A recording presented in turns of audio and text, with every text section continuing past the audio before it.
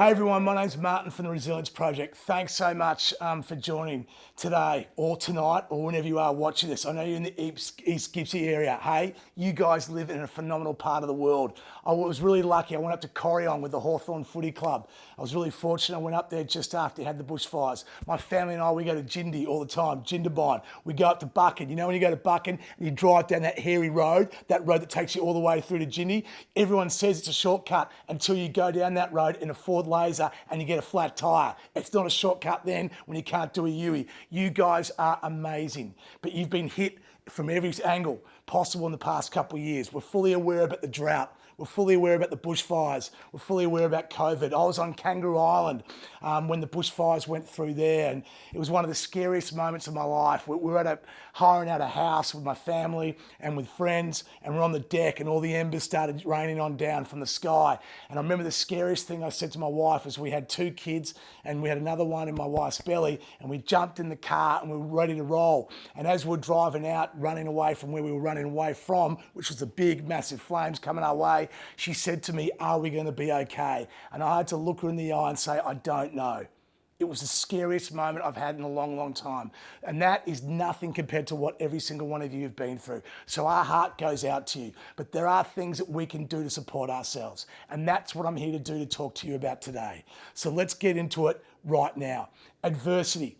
You've experienced it. So adversity is basically that churn. It's what we experience when we can't control as well. I'll talk about trauma later. This is the thing that sucks about trauma. Quite often it's the external factor that no one saw coming. Like none of us saw COVID coming. Like if any of you did see COVID coming, I wish you called the World Health Organization and said to those guys, "Hey, we need a better game plan." We didn't see it coming. All right, but what's really important for you to know is this, is that there are things that we can do. One thing we can really practice is gratitude. Gratitude is focusing on the things that you do have, not worrying about the things you don't have. It's really hard sometimes to focus on what you do have when you've lost so much. But if we can focus on the things that we do have, we then experience positive emotions. Those positive emotions then lead to things such as optimism. What is optimism? Optimism is what gives us hope. We don't give up. If you're pessimistic, you are not a bad person. But if you are pessimistic, you're experiencing more negative emotions than positive. I'm in a hole. What's the point of getting out of this hole? There's just another hole with my name written all over it, yeah? It's always me who gets the bad luck, yeah? If I'm in the same hole and I am optimistic, I am experiencing that same churn. But if I have a bit of grit and tenacity, there might be some light at the end of the tunnel. With all due respect, if you are pessimistic and you're experiencing more negative emotions than positive, and we totally understand why you would be going through this at the moment, okay? You are normal if you're experiencing these emotions. You are not weak, you're not inferior, you're no less of a human being, all right? You're phenomenal, remember that. But if you are experiencing more negative emotions than positive consistently, then you might be suffering from, or in the future, from depressive symptoms. And if that is you, you're okay, you're awesome. But there's things that you could be aware of that you could put into play to support yourselves and the loved ones, the people around you, your community, yeah? So what could you do? Write down 3 things every single day. Small things. The 3 things that happened during the day that were good. Now they can be tiny things. For instance, this morning, my daughter Daphne, she's 3 years of age. She woke up at 3 a.m. and she did not think my head was a trampoline for the first time in 4 weeks. I was pumped. I couldn't believe it. And I don't know if you know, but I'm tipping you will if they get a close headshot of my scone. I've got a bad, bad head with a busted nose and bad teeth. So can you imagine another human being jumping on this and making this nose worse? But she didn't. So that's one thing that went my way. Yeah? All right? It could be getting around the community again. This is a thing that's really hard. It sucks, man. It does, but it's true. Joy connects us, but so does pain. It does. So when it all went down, I know what went down in your hood. From afar, but also when I was up in Corryong, I saw all of you getting around each other, helping one another, supporting one another. On Kangaroo Island, check this out. The next 3 days after everything that happened, the first fire that came through, people got off their backsides and went and supported the local community. We went out and helped the beekeepers get all their hives, the ones that weren't burnt down. And through those actions, we built a connection with the people. Continue the connection though. At the moment, for us, what's really hard is that when we're in isolation, we feel that we can connect with other people via social media, which is good to a degree. but it doesn't come anywhere near as close as seeing one another face to face. If we make the effort to go and see our loved ones, even if they're 50 kilometers away, 100K away, face to face, we benefit. Yeah? Gratitude, though, is for all of you to know that you've got people in your community who care about you, who love you, and will be there for you. But do you know the one thing that we really struggle with, that we're ordinary at as Aussies, is the following. Head down, bum up, head down, bum up, head down, bum up. That's the Aussie way. Got no issue with that. It's needed. But there's also a time when head down, bum up doesn't work. We need help. Yeah? And what we struggle with sometimes is putting our hand up.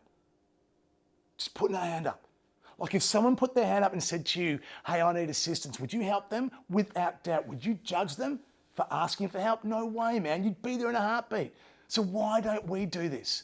Let's put our hands up and let's say we need help from our community. Yeah, and let's continue to be there for each other. If we continue to do that, our connection will then build. When everything went down with all the fences in your hood, were you all supporting one another? You were. All right, so remember that. Gratitude. Where do you live? I know you've taken a hit, but think about the people that you live with. You live with amazing, phenomenal human beings. All right? But the great thing about gratitude is this, is that you can flip your mindset. I'll give you an example right now. All right? I saved up my pennies to buy a mountain bike. All right, my family and I, we go to Jindy all the time, Jindabyne, yeah? So we drive through your hood all the time, Bairnsdale, all the way up through there, yeah? And we went up there and I saved up my pennies and I bought a mountain bike for $3,000. I told my wife it only cost $1,500. So if you ever meet her, don't throw me under the bus, all right? Seriously, it could be carnage, okay? So I bought this thing for $3,000. With my wife, Jen, sitting here, $1,500. Anyway, I chucked it on the top of my roof, got my Hilux, I'm driving up to Jindabyne, yeah? Doing 100K on the freeway, all right? And this is how stupid I am, all right? I'm not the brightest spark. It was pouring with rain. I hadn't ridden this bicycle before. So I didn't want a mountain bike, which is gonna get dirty, to get dirty. So I put it on my roof, I wrapped it up with towels, and I had tie downs around it, yeah? I'm doing 100K, but I didn't know whilst I'm doing 100 kilometers an hour, the tie downs, they started to unravel, but the towel was still connected to the handlebars, but it opened up like a sail. I'm driving that way, but the sail is pulling the mountain bike that way. Next thing you know, boom! In the rear vision mirror, I see this mountain bike flying through the sky. It's bouncing down the Hume Highway. A road train drives over it. I start to cry. I pull on over, pouring with rain. I'm sooking like you wouldn't believe. My wife, Jen, she then punched me in the arm. She said, what on earth are you doing? I said, I just lost my mountain bike. It cost me $1,500. She goes, do you know how lucky we are? Stop sooking. If a car had been immediately behind us, that would have gone through their windscreen and we could have caused a horrific accident and also some severe pain to another family. In that heartbeat, I was able to go, you know what? You're right. How lucky are we? I know you've taken some hits, and I'm not saying that it wouldn't hurt. It'd be bloody awful. But are there some good things in your world that are occurring? Have you made some new acquaintances, some new connections with people through this period of time? This is how the resilience works. And quite often it sucks that we have to learn it this way. But what it is the following. You go through a churn. You put in some skills, some strategies into place, yeah, that maybe you never have done before. You put them into place, you then have agency. What's agency? It's belief. You have support from the people around you. You continue to put those strategies in place. You implement them consistently. You then get through the churn. You didn't enjoy the churn. You didn't enjoy it, but you got through it. You then get through it and you reflect and go, wow, I got through that really hard time. What did I do to get through it? All right, I did all these things. That then gives you a positive outcome. The positive outcome is something that you can recall at a later date. This is where resilience comes in. Then, when you fall in a hole in the future, and I hope it doesn't happen, but if it does and we experience a churn again, we then are able to recall that positive outcome that we've had, yeah? And we're able to put those strategies into place because we say to ourselves, I've been through something that was really full on before. What did we do to get through it? I did this, let's go again. That's how resilience is brought about. I'm not saying it's easy. We're not, but it's there. It can be done. I cannot thank you enough for your time. I can't. All right, so if I ever see you guys, I wish you all the very best. I really do. Our hearts, you are not forgotten and you never will be because we care about you. Yeah? 100% we do. If you ever need anything, you reach out. All right, we're called the Resilience Project. There are resources that you can get from us whenever you want. You can send us an email if you want support. You can go to our website and there are free, FREE resources there. Go to TRP at Home. So if you go on the tab, there's an icon there, there's TRP at Home. There's free resources for the kids, for you, that you can put into play to support yourselves as well. We cannot thank you enough. Yeah? Everyone I've met in your hood, humble, grounded, awesome people who care. You've all got hearts and tickers. Get around each other. Make sure you tell everyone who you want to tell, that you love them. Tell them how much you care about them, what they mean to you. If someone came to you right now and told you how much they loved you, how would that make you feel?